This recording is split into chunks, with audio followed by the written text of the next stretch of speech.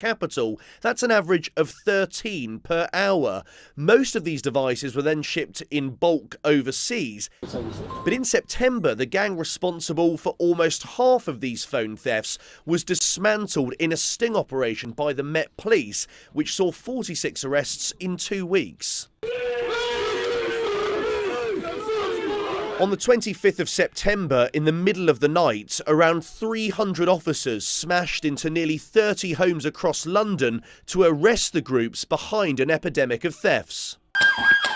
Just 2 days earlier, 2 gang leaders were dragged from their car and arrested in North London. The 2 men, both in their early 30s, are in charge of a group responsible for shipping over 40,000 devices to China and Hong Kong.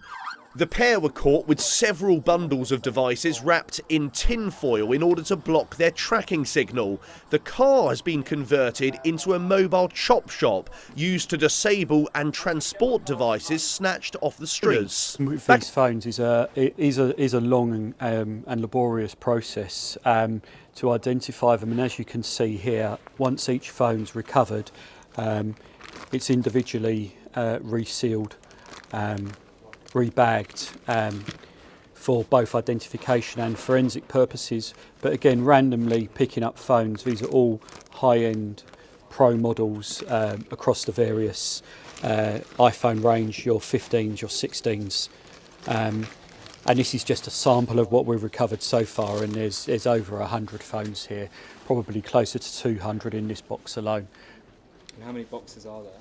At the moment, crates-wise, I'll be honest with you, I've probably lost track, but this is probably one of 10, 15 crates which we're working through, both to identify victims and for forensic inquiries. And then at the top of the operation are the criminals who export the devices in bulk overseas.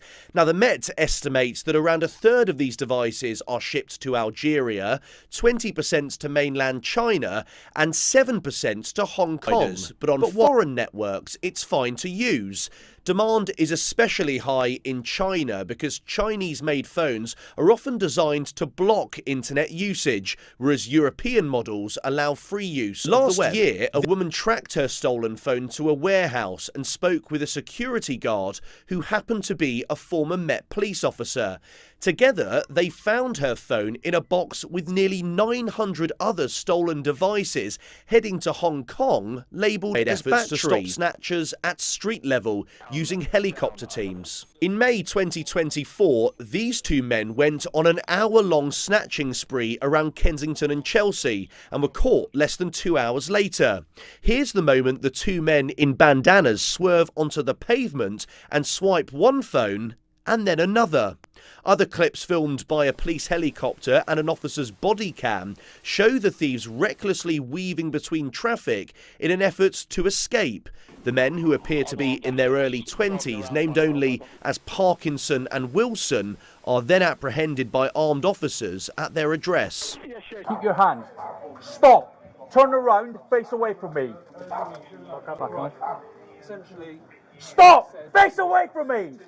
Another incident, also from 2024, shows a moped rider mounting a pavement in Croydon to swipe a phone from a woman's hands. Police managed to track the device down and arrest 20-year-old Amari Scott, who looked surprised to be confronted by officers inside a shop, where he was found with 2 mobile phones. Mate, just stay there and show me your hands for a second. You're going to be detained on Section 1 of the Police and Criminal Register Act, alright? Put your hand behind your back right now.